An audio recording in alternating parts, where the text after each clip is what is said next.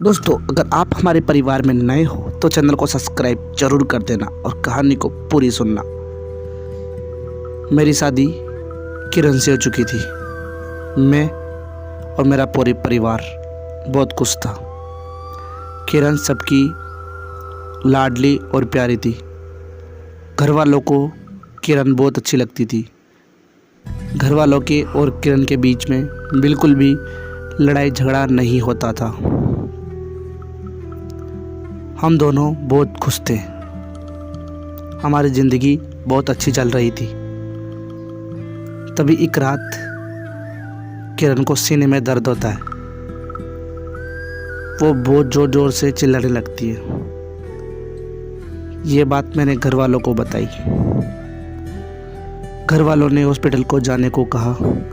मैंने तुरंत अपनी कार निकाली और किरण को ले जाकर हॉस्पिटल ले जाया गया।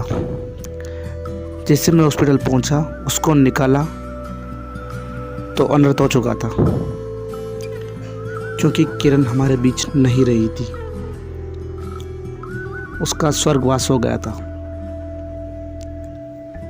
घर वालों को जाकर बताया और मैं अब किरण की याद में स्मोक करने लगा था और रोने लगा था। मेरे आंसू आ रहे थे, परंतु ये आंसू दुख के नहीं थे। ये आंसू थे खुशी के। हा हा हा। जो मैं चाहता था वो हो गया। मैं किरण से प्यार नहीं करता था। मैं प्यार करता था आरोही से, जो कि मेरे कॉलेज की लड़की थी। हम दोनों एक दूसरे से बहुत प्यार करते थे, परंतु आरोही मेरे घर वालों को पसंद नहीं थी। मैंने किरण की एक बात याद आई कि वो भूतों से डरती है। वैसे तो किरण मेरे को आसानी से डिवोर्स नहीं दे सकती थी, क्योंकि ना तो घर वाले मानते ना किरण मानती। तो किरण को उस रास्ते से हटाने का एक ही प्लान था, इसकी मौत। तो मैंने एक साजिश रची, क्योंकि मेरे को एक बात पता चल गई थी कि किरण को भूतों से डर लगता है। तो मैं उसको हर रोज़ भूतों की कहानी सुनाया करता था।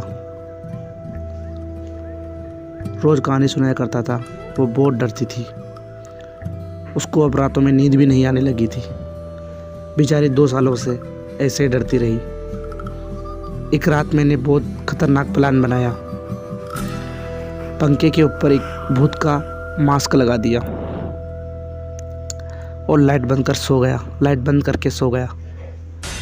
उसके बाद जैसे ही किरण की 12:30 बजे आंखें खुली, उसने वो चेहरा देखा तो एकदम से डर गई और उसको सीने में दर्द होने लगा डर के मारे।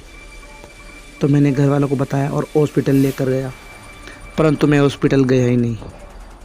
मैं शमशान घाट के रास्ते चला गया और मैंने वही मास्क पहन लिया जो उस पंखे पे लटकाया था। एकदम से पीछे देखा और किरण ने मेरी तरफ देखा तो वो डर गई और फिर ज़ोर से वो चिल्लाई, क्योंकि दर्द ज़्यादा हुआ। उसके बाद किरण ने वहीं दम तोड़ दिया। पुलिस वालों के और घर वालों के डर से मैंने हॉस्पिटल ले जाना चाहा, लेकर गया।